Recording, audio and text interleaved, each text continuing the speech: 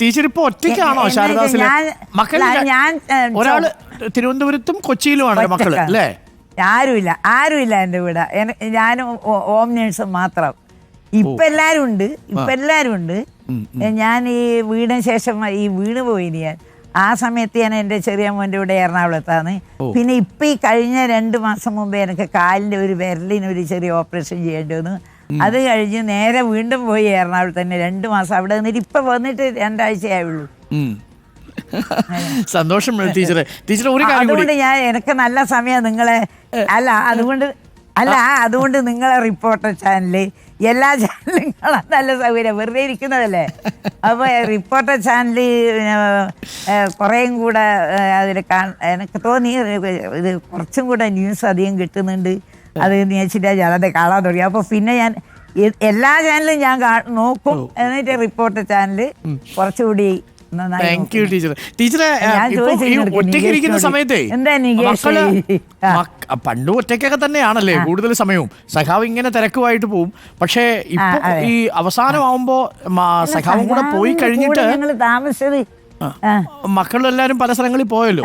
അപ്പൊ ഒറ്റയ്ക്കിരിക്കുമ്പോ എന്താ ചെയ്യാ? ഏറ്റവും മനസ്സിന് സന്തോഷം തരുന്ന കാര്യം എന്താ? ഒറ്റയ്ക്ക് ഇരിക്കുമ്പോൾ ഞാൻ പേപ്പർ എടുത്ത് വായിക്കും, അല്ലെങ്കിൽ വീക്കിലി എടുത്ത് വായിക്കും. എനിക്ക് എൻ്റെ സഖാവിൻ്റെ കൂടെ ഞാൻ യാത്ര ചെയ്യുമ്പോഴും ഞങ്ങൾ ഒന്നിച്ച് യാത്ര ചെയ്യുന്ന അവസരത്തിൽ ഇപ്പോൾ ഒരു ഫ്ലൈറ്റിൽ ഇപ്പം ഡൽഹിക്ക് പോകുന്നുണ്ടെന്ന് ചോദിച്ചോ. അപ്പം സ്വാഭാവികമായിട്ടും നമ്മൾ ഫ്രണ്ട് സീറ്റിലായിരിക്കുമല്ലോ. അപ്പം ഞാൻ സഖാവ് പേപ്പർ എടുത്ത് വായിക്കും. അപ്പോൾ ഭക്ഷണം കൊണ്ടുവന്നാലും കൂടെ അവർ തട്ടും, അത് എടുത്ത് വെച്ചോ എന്ന് പറയും. അങ്ങനെ ഇരിക്കും. ഒരു ദിവസം ഞാൻ പറഞ്ഞു, ഈ യാത്ര ചെയ്യുമ്പോഴും കൂടെ, ഫ്ലൈറ്റിൽ യാത്ര ചെയ്യുമ്പോഴും കൂടെ നിങ്ങൾ ഒരു ഭാര്യയോട് എന്തെങ്കിലും സംസാരിക്കൂലേ? അപ്പോൾ എന്നോട് പറഞ്ഞു, ശാരദേ നീ കൂടി ഒരു ബുക്ക് കയ്യിൽ വെച്ചോ. ആ വായനയിൽ ഞാൻ എന്നും വിദ്യാർത്ഥിയാന്നല്ലേ പറയുന്നത്.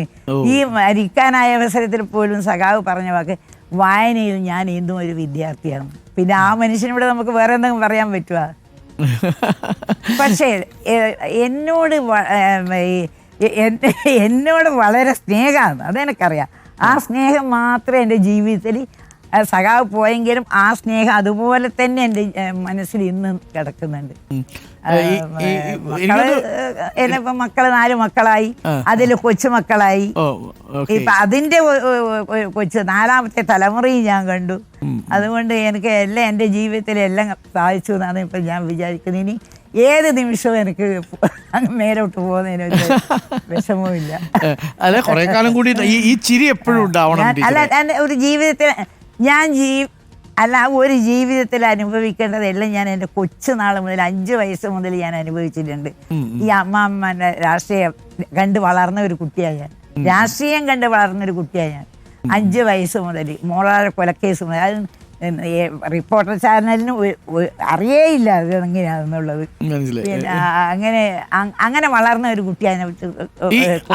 ചെറിയ പ്രായം ദൈവവിശ്വാസമൊക്കെ ടീച്ചർക്ക് എവിടുന്നാ കിട്ടിയത്? കുട്ടിക്കാലം മുതലേ ആ രാഷ്ട്രീയ പാരമ്പര്യം ഉണ്ടല്ലോ. അതിനിടയിലും ടീച്ചർ മുമ്പിൽ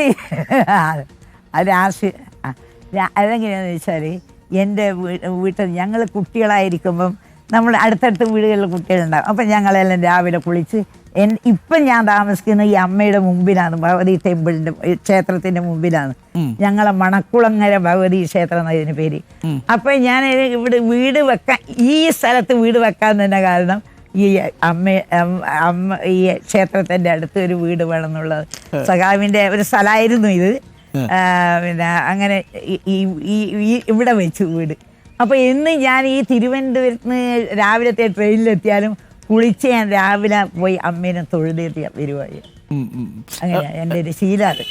ഇന്ന് ഞാൻ പോകുന്നില്ല, എനിക്ക് നടക്കാൻ കഴിയില്ല. എൻ്റെ മുറ്റത്താണെങ്കിലും എനിക്ക് നടക്കാൻ കഴിയുന്നില്ല, ഞാൻ പോകുന്നില്ല. പക്ഷേ എന്നും എൻ്റെ അമ്മേനെ ഞാൻ മനസ്സ് വിചാരിക്കും. എനിക്ക് കുറച്ചെങ്കിലും സമാധാനം തരുന്നത് അത് ആയിരിക്കണം.